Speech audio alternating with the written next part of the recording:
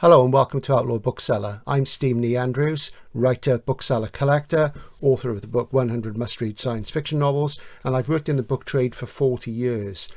I see a lot of videos on YouTube about philosophical science fiction, and I'm always skeptical because I think anybody who reads a lot of science fiction over a long period of time comes to the realization that almost all science fiction is philosophical in intent. It's just a question of degree of how philosophical it is. In fact, in the Encyclopedia of Science Fiction, which is the blue book I'm pointing at right now, there is no entry on philosophy. The Encyclopedia of Science Fiction, edited by Clute and Nichols, has been the standard reference work in the genre since the late 70s, and it is the ultimate authority. It's now in its third edition, which is a website. And as I say, there is no entry on philosophy in the book. This is because philosophy is a broad school, and very few people can even define what philosophy itself is. We could say it's the meaning of life, but it is so much more than that. There are many philosophers, many philosophies, and many ways of approaching the subject. But today we're talking about what I believe is the ultimate science fiction philosophical novel.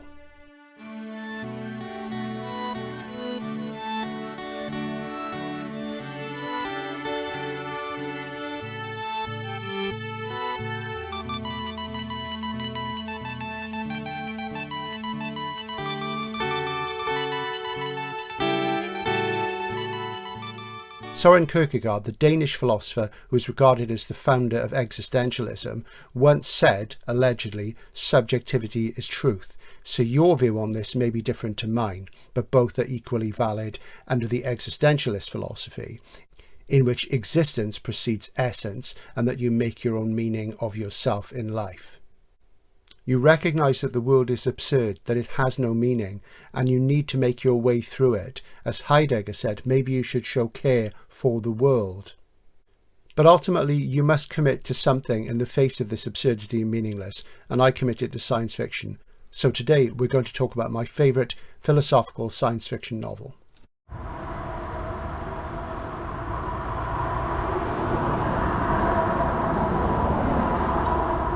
As you walk through the world, you rely on your senses to provide the stimuli that your brain uses to present your consciousness with a consistent vision of reality. But what if what you saw or what you didn't notice doesn't add up? What if there is something hidden in plain sight that is fundamental to what you're actually missing?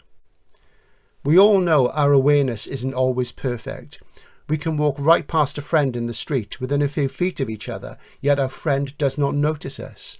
And then on another day, another friend says, "You walked right past me in the street the other day." We are all, at times, in worlds of our own. But which of those half-glimpsed worlds, yours or your friend's, is the real one?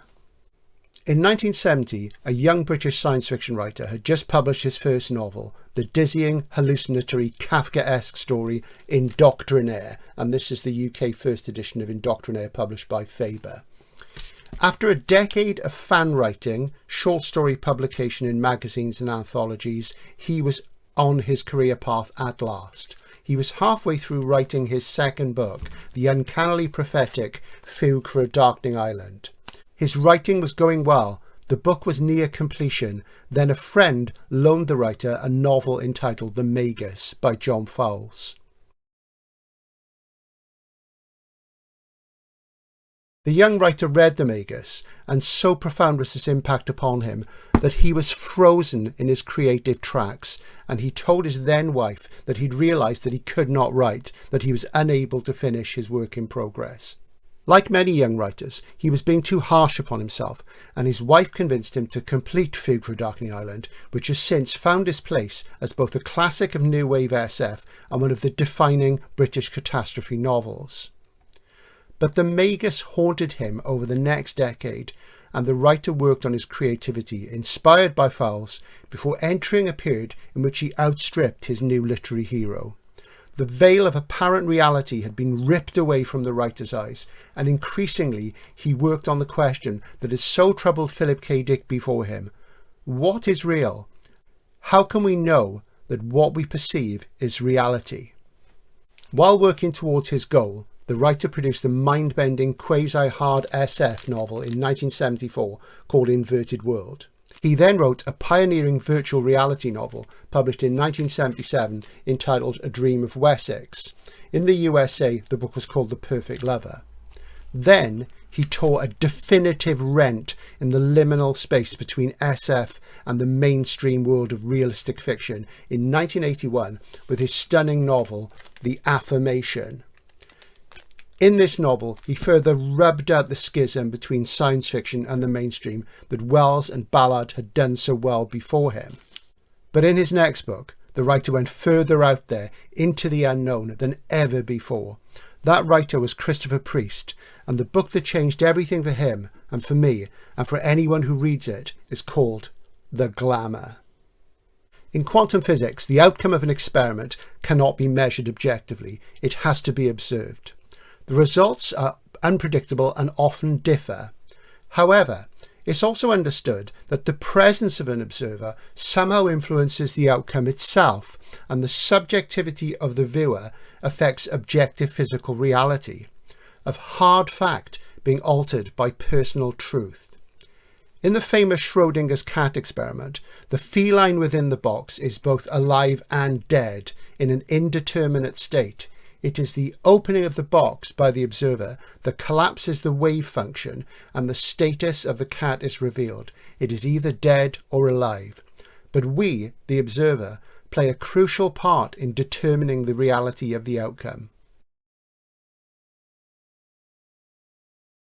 How can this be? Surely there must be an ultimate, external, eternal, objective fact, a reality that transcends our personal truth.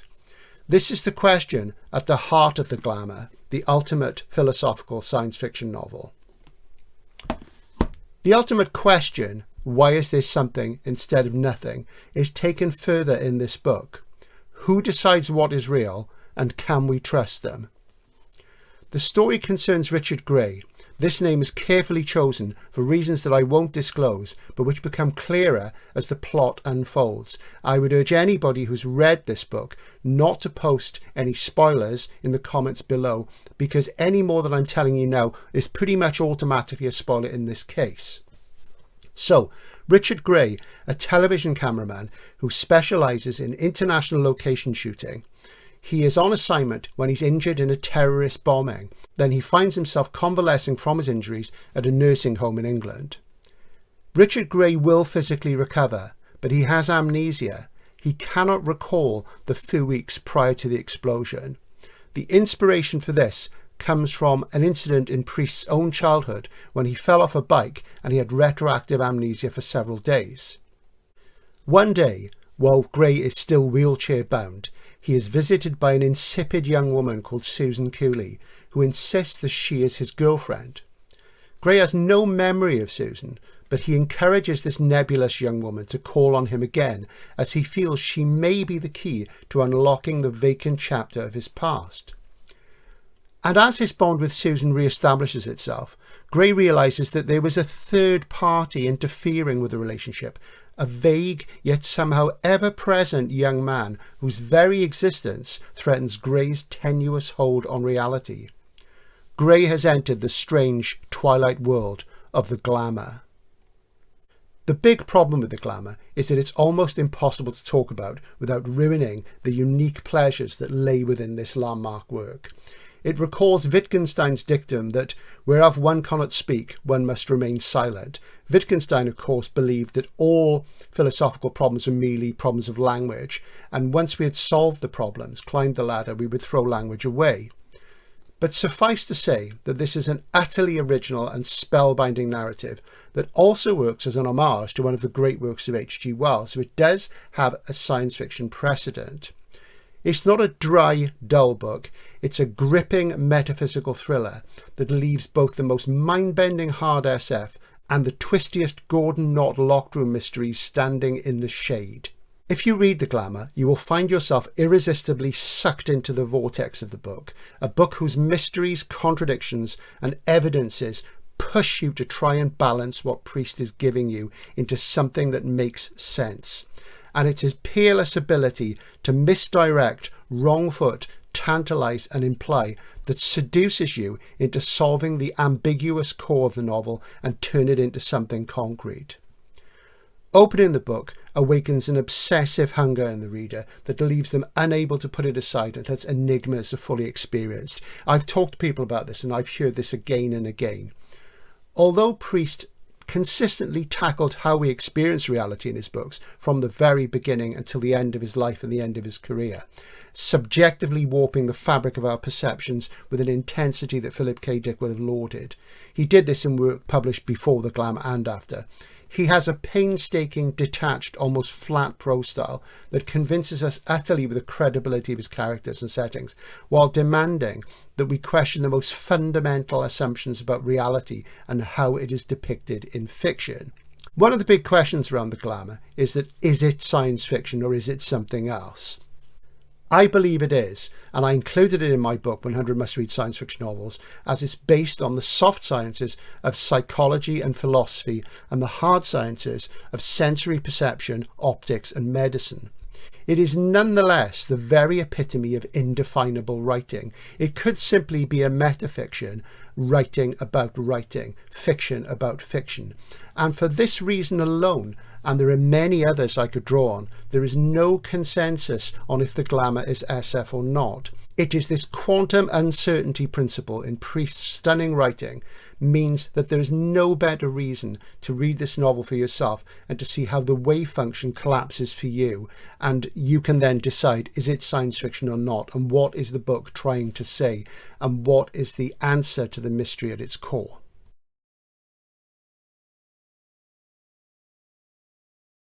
You may be expecting more from me on why this is the ultimate philosophical science fiction novel. Well, unfortunately, I can't discuss it anymore without making loads and loads of spoilers, so you have to read it for yourself. But it's a very, very rewarding experience. Priest is becoming more and more well known as the author of Inverted World, which is a Gollancz masterwork, and also as the writer of the novelist The Prestige, which was filmed must be 20 years ago now nearly, by the Nolan brothers. Now, a note on the text, because there are different variant texts of the Glamour, and each one of them seems to comment on itself and takes you further down this particularly fascinating rabbit hole. This is the Jonathan Cape UK hardcover world first edition of the Glamour. This has a different text to every other version. It's not the version I first read. The version I first read was the UK first paperback from Abacus. I read this version after reading the paperback, and this came out in 1984, I believe, and I read the book for the first time in 85 in paperback. Yeah, this was 84. And this is the Abacus paperback from 1985. Now, the US hardcover edition, I'll put a picture up on the screen. It looks like this.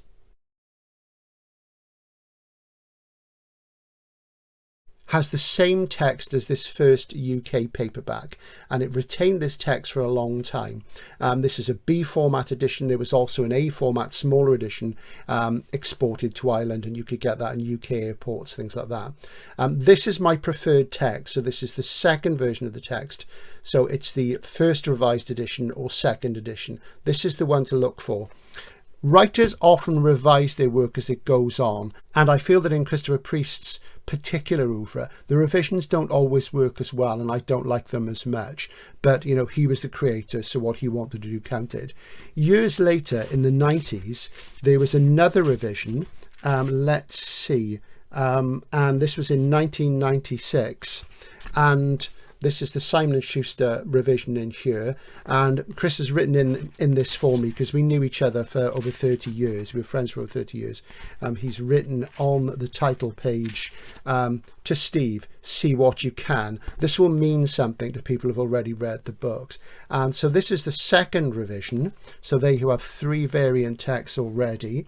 And then the current Gollancz edition, this one, let's have a look. This is yet another revision in 2005. So there are 4 different variant texts of this book. They're all good, but my personal feeling is that as Priest played with them and tinkered with them, they became less powerful.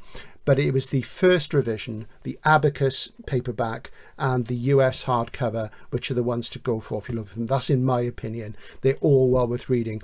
And the revisions are generally in the final couple of chapters, and reading them is really quite something. Comparing them is very interesting, and it takes you even further into the strange twilight world of the Glamour. The Glamour also is a wonderful, wonderful example of something that science fiction excels at, and all the great science fiction does it, which is that it ends with a conceptual breakthrough when the world you're in is turned upside down on its head. And great SF writers can do this in the last paragraph, the last sentence. Priest does it not just in the last word, but in the very last character. He even did it in another book by leaving something out, and that really is the mark of genius in SF writing, because it just leaves you staggered afterwards. So you may well have read Christopher Priest, you probably read Inverted World. I would say try and take his works chronologically, but when you come to the Glamour, I guarantee you, you will never look at reality or fiction the same way again. It is the ultimate philosophical science fiction novel. Well, it is in my world. Thanks for watching. Hope you enjoyed that. I'll see you again soon. Like, comment, subscribe, all those sort of things. Bye for now.